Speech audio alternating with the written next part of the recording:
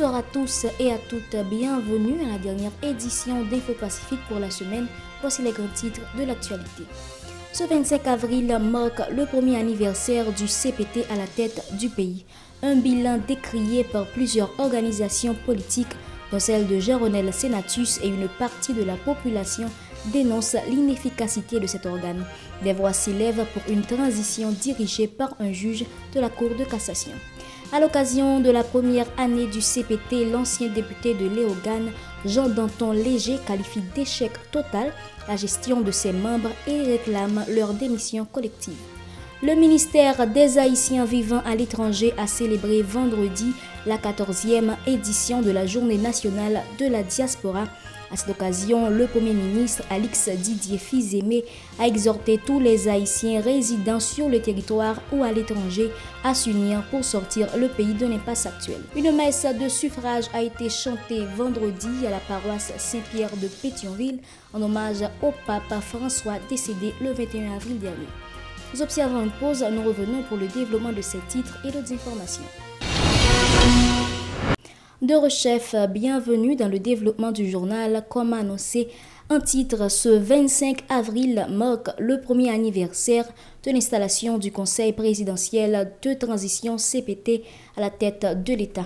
À cette occasion, plusieurs citoyens ont exprimé leur frustration face à l'aggravation de la crise sécuritaire et à l'inaction des membres du CPT qui, selon eux, n'ont pris aucune mesure concrète en vue de restaurer la paix et de répondre à la crise humanitaire persistante. Nombre d'entre eux réclament le départ du Conseil. Écoutons-les au micro de Yasmine Sanon et Marie-Carmel Auguste. C'est 25. Je dis à faire KPT à 1 an, depuis KPT a monté dans ce pays. Je regarde les foot jambes dans le pays. Nèg yo prend pays, nèg yo crase pays plus mal, nèg KPT ça crase pays plus mal. Bandi yo prend pays, bandi a pété crase pays. Nèg yo se vendre pays. Peuple haïtien grand ti moun yo kon tout ça t'a fait dans pays là. Nèg KPT ça, yo prend pays, yo vendre yo, bandi a marcher sur moun tout côté, police a mouri, nèg yo a marcher tout moun. A dit nèg yo comme ça, peuple haïtien ta nèg yo prend pays a m'dande nèg yo. Là vendre pays a dit la police, a dit la police. Nèg yo vendre pays nous même c'est nous même t'a mouri dans pays. Je vais là, nous-mêmes qui journalistes, nous voyons qui je vais pas qu'à marcher en tant que jeune garçon, monsieur. Même si je me sens honte, c'est l'État PM qui cause parce que pas oublier, en pile monde, en pile jeune, cap tombé, grand monde, dans flamme soleil là, regardez malheureux là terre. Des fois yo, monsieur, pas me dire non bagaille, monsieur. On pas quatre monde cap tandem là, vous comprenez nous? Yo kon sa quoi score non nan, yo kon sa ka passer dans pays ouais. OK, travail qui travaille moi ouais, a gen jambe gen travail et pas quoi yo besoin. A qu'on besoin copio et puis malheur mourir. Seul bagaille que moi mais ça. Tout content. Travail ça, gon paquet monde qui souffrir. Gon paquet monde là qui pas parler non. Parce que yo stressé. Bon y a courir dans la rue y a dormir, côté où aller. Manifestation gaz dans monde yo. Qui est-ce qui cause ça? Malheureux encore. Petite soyette là encore qui faut gaz. En sérieux men. Puis j'en pays ça fonctionner là.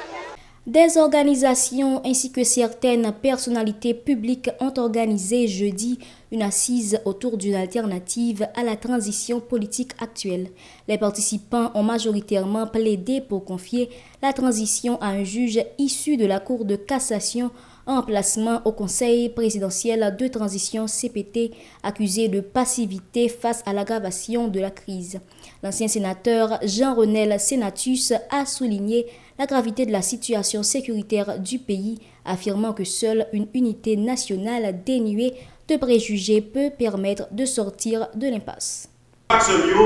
Nous fait appel pour dire en sauver le pays. Ce n'est pas cri au parti politique, c'est cri de citoyens qui sont censés toucher par ce qui a passé dans le pays, qui dit en sauver le pays. Haïti, maman, nous a traversé un moment extrêmement difficile. Situation paraît comme si pas de monde dans le pays. Situation est grave et des cinq aux enfers là, les demander pour réfléchir pour voir qui ça a fait. Nous avons des problèmes parce que les statistiques qui ont dit par contre, si sociaux officiels, il y a plus de 700 000 personnes qui déplacés en temps Haïti, qui réfugiés en temps Haïti, Kaimoun ou bien battant. C'était des lieux sacrés longtemps. Top sacré, c'était l'église, c'était loge, c'était péristyle. Jodia, loge fermé, péristyle fermé, l'église fermé. Pas de poser lieu sacré encore. Quand on peut se couper avec ce pays, La police nous paraît dépassée. Situation grave lorsque ces gens qui ont gardé nous, c'est eux qui ont subi insécurité qui capable. Ça m'a dit pour nous réfléchir. Pays nous tourner en honte sous table toute organisation internationale. Nous avons 12 mois depuis que le pays a géré par 9 présidents et un premier ministre. Nous ne pouvons pas faire rien. Est-ce que ça veut dire que nous sommes capables ou pas capables? Nous même demandé qui ça nous devait faire. Qui ça nous devait faire? C'est en réponse ça que nous avons cherché. On regarde ensemble qui ça nous a fait, sans nous prendre nos comptes des questions qui rang social, à qui parti politique, qui couleur qui est sous peau.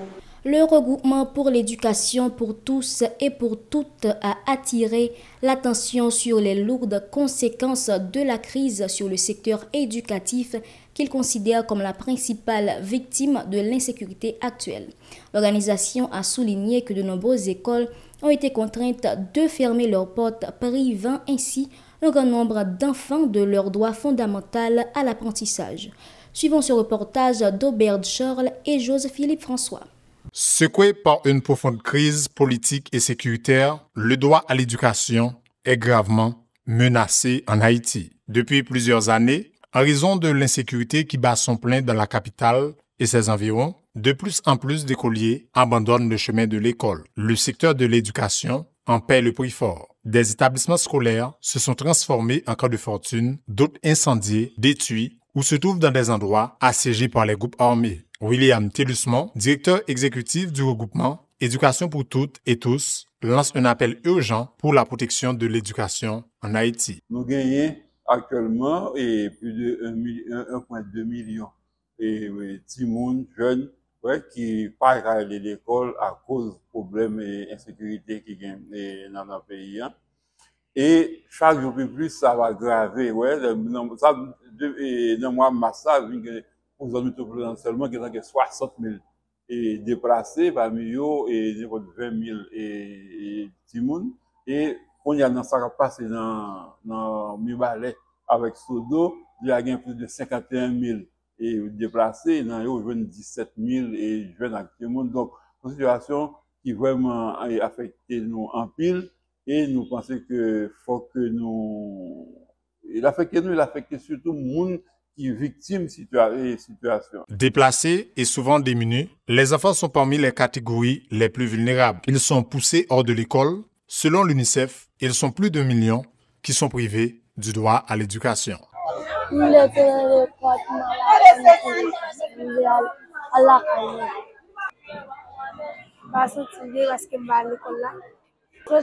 depuis 15 novembre, même pas l'école là, m'a senti bien. Demande l'État pour lancer le projet. M'a senti de qu'on doit de qu'on danse, de qu'on chante bien fort, nous va à l'aise. Dans mais retourner la caille, nous à l'école, faire aller.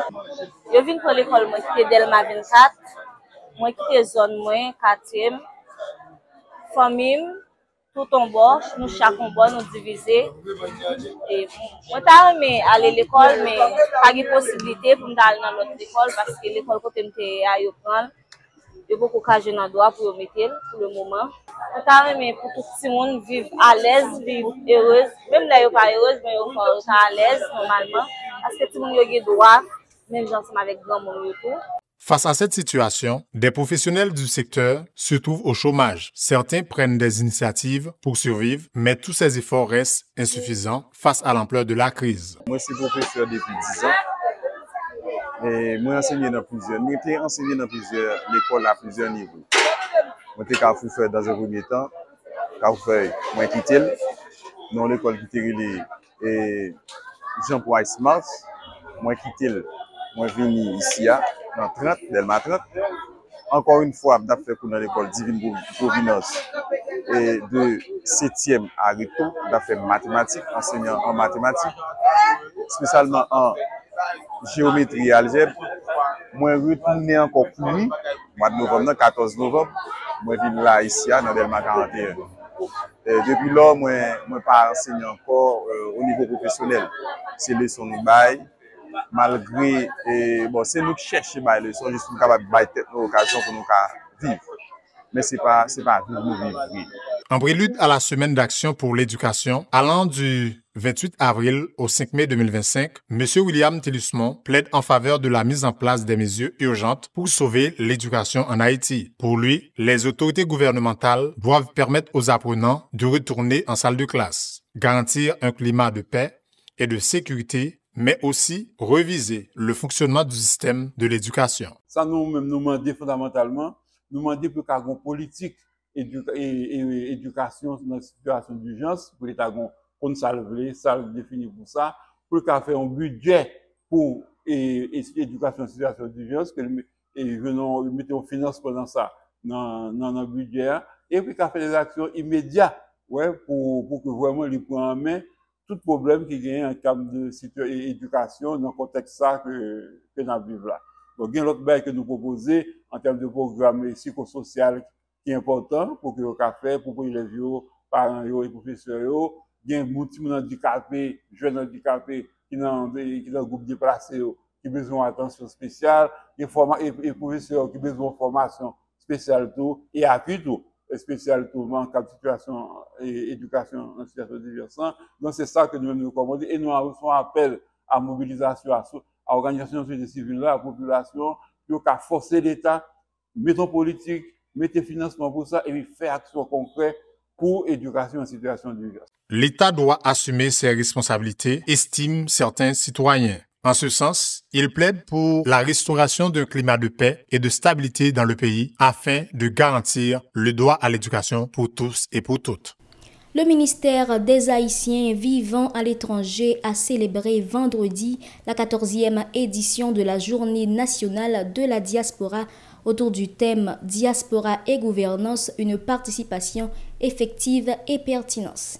À cette occasion, le Premier ministre Alix Didier Fils-Aimé a lancé un appel à l'unité nationale. Il a exhorté tous les Haïtiens qui résident sur le territoire ou aux quatre coins du monde à s'unir pour sortir le pays de l'impasse actuelle. Il a rappelé que la nation place sa confiance en chacun de ses fils et de ses filles. Écoutons-le au micro de Hirsch Résil et Michael Franz Stevens. Tout en préservant votre héritage est une source d'inspiration pour nous tous. Aujourd'hui, plus que jamais, les Haïtiens vivant à l'étranger sont indispensables au redressement de la barque nationale. Les moments difficiles que nous traversons exigent l'unité, la solidarité et l'engagement de tous nos enfants. Votre voix compte, votre expertise est nécessaire et votre soutien est indispensable pour bâtir un avenir meilleur pour nous tous Haïtiens. Le gouvernement que j'ai l'honneur de diriger est pleinement engagé à renforcer les liens avec vous. Nous travaillons à mettre en place des politiques et des initiatives qui facilitent votre participation au développement d'Haïti, que ce soit par l'investissement, le transfert de compétences, l'engagement civique et la participation aux affaires politiques du pays, plus précisément le vote. Nous entendons vos préoccupations et nous nous efforçons de créer un environnement propice à une collaboration fructueuse et mutuellement bénéfique. Pour sa part, la ministre des Haïtiens vivant à l'étranger, Katia Verdier, a souligné que cette journée représente un moment propice à la réflexion sur le rôle de la diaspora dans la gouvernance nationale. Elle a plaidé en faveur du renforcement des liens entre les Haïtiens de l'intérieur et ceux de la diaspora. Ses propos. Quel que soit votre lieu de résidence, cette 14e édition de la Journée nationale de la diaspora transcende le cadre d'une simple commémoration protocolaire. Elle constitue une plateforme de réflexion stratégique et d'action concertée. C'est de cette optique que nous avons orchestré des panels thématiques, des conférences débats, réunissant des experts pluridisciplinaire internationale afin d'élaborer collectivement une méthodologie rigoureuse visant à faciliter votre pleine application dans les mécanismes de gouvernance. C'est ensemble nous devons bâtir un modèle de gouvernance qui respecte égalité droit et devoir de citoyens, quel que soit côté yoye, que ce soit Port-au-Prince, Saint-Domingue, États-Unis, Canada, Brésil ou bien Chili. Nous ne sommes pas capables de présenter un dialogue sur la reconstruction nation sans participation totale, toute petite Lio, toute petite terre Haïti, et spécialement frères Axel Noyo qui constituent la diaspora. C'est une obligation pour voir le même poids et valeur dans toute décision majeure qui engage la destination. Parce qu'ils représentent un pilier fondamental du développement économique, social et culturel du pays, Haïti chéri noir. Sans eux, vision nous pour Haïti renouvelée pas capable d'ignorer la réalité. C'est ensemble, sans exclusion, nous sommes capables de réaliser la transformation historique que tout peuple haïtien attend avec un peu d'espoir. Autre information dans le journal, une messe de suffrage a été célébrée ce vendredi à l'église Saint-Pierre de Pétionville en hommage au pape François décédé le 21 avril dernier. Au cours de cette cérémonie, les fidèles ont rendu hommage aux 12 années de pontificat du pape. L'archevêque métropolitain de Port-au-Prince, Monseigneur Max Leroy Mésidor, a salué les actions du pontife, mettant en lumière son engagement en faveur des démunis ainsi que ses prises de position courageuses concernant la situation en Haïti. Monseigneur Mésidor a également profité de l'occasion pour répondre à ceux qui accusent l'Église de rester silencieuse face à la crise politique. Il a rappelé que plusieurs prises de parole officielles ont été faites sur la situation actuelle du pays. Suivant un extrait du sermon de l'archevêque au micro de Sora Chama Joseph et Joseph-Philippe François. Qui t'engage l'école tête li pour côté jeunes yo ak pauvres dans cité Okaï. On met italien qui vient aider nous ici, ça recevoir ces 2 balles les mauvais. Papa là, t'es pas les soucis. Puis près nous, assassinat dans Miou Ballet, sœur Jeanne Voltaire et Evanel Ponézer. Dans la congrégation de Sainte-Thérèse, Pape François t'es toujours relayé voix conférence évêque catholique Haïti qui sortit 16 messages, notes de presse sur la situation du pays. Message pour demander la paix, pour demander pour baisser ses armes, pour demander l'autorité, mettez à la hauteur de voix pour sauver le pays. Sans compter CHR, conférence haïtienne des religieux, sans compter prédication évêque, sans compter prédication père, sans compter notre archevêché de Port-au-Prince sortir notre évêché, sans compter intervention contre parole, conférence dans la presse. Pas la relire. Nous saisissons des démons devant chaque fois qui ça l'église, pas l'église bâtie. L'église qui a ce côté. Pas de sacrifice qui est trop grand pour nous sauver le pays. Il faut que nous fassions qui change. Tout le monde doit collaborer pour délivrer ce pays. En ce moment de deuil, dans un acte de foi et d'espérance, nous unissons nos prières à celles des fidèles du monde entier et nous confions au Seigneur son serviteur François. Madame, Monsieur, c'est la fin de ce journal. Merci de l'avoir suivi et surtout merci de nous avoir fait confiance tout au long de cette semaine des formations. Au revoir et bon week-end à tous.